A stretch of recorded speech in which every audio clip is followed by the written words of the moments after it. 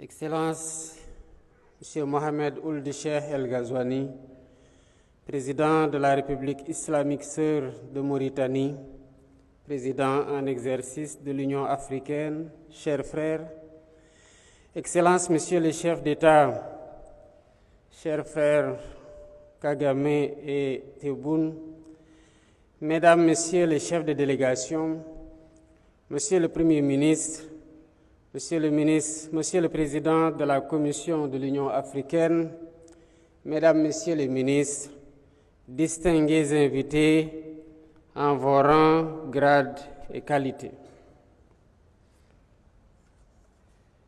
Mesdames, Messieurs, je tiens d'abord à remercier mon frère, le président Ghazouani, pour son invitation à cette rencontre et les dispositions habituelles qu'il a bien voulu faire prendre pour faciliter notre séjour ici.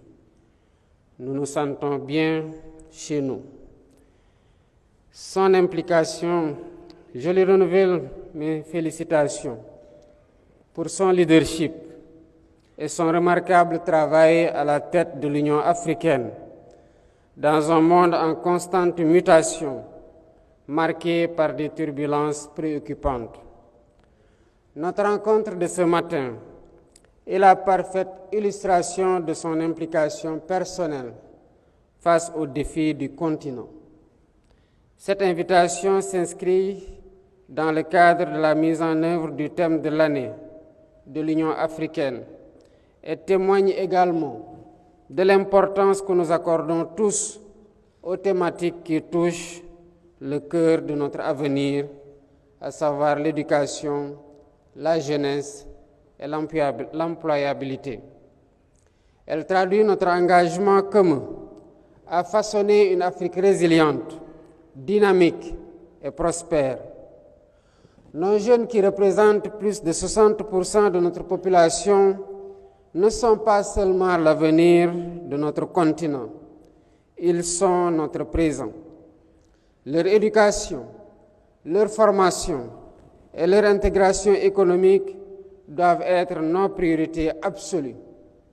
Je salue à ce propos les efforts de l'Union africaine, dont ceux du comité des 10 chefs d'État et de gouvernement, et du président de la Commission, le frère Moussa Faki Mohamed, avec ses équipes, pour promouvoir l'éducation, la science et la technologie, en vue d'atteindre les objectifs de développement durable et d'accélérer la mise en œuvre de l'agenda 2063. Excellences, Mesdames et Messieurs, nous mobiliser pour l'éducation, c'est investir pour l'éveil des consciences, la formation aux compétences et le progrès. C'est également contribuer à forger la capacité de discernement qui rend moins vulnérable à la manipulation et aux influences. C'est ériger le savoir-faire et le savoir-être en rempart contre l'ignorance et l'obscurantisme. C'est par ailleurs assurer la qualité des ressources humaines capables d'assurer un développement économique et social endogène. Au Sénégal, nous avons fait le choix d'investir massivement dans une éducation inclusive et de qualité. Et cela passe, entre autres, par l'affectation de beaucoup de ressources de nos budgets et des partenaires. Cela passe par l'accès à tous à une éducation de qualité, en particulier pour les jeunes filles et les communautés rurales, afin de briser les cycles de pauvreté. Cela passe par le renforcement de l'éducation, de l'introduction des technologies, du numérique dans le système d'éducation, de formation à tous les niveaux. Cela passe par le renforcement de la formation technique et professionnelle adaptée aux besoins du marché pour connecter nos jeunes au monde du travail. Mais il ne suffit pas de former, il faut aussi créer des opportunités d'emploi et des écosystèmes favorables. La jeunesse est le moteur de la transformation économique. Nos jeunes regorgent de créativité et d'ambition. C'est à nous, décideurs, de leur offrir les conditions nécessaires pour innover et entreprendre.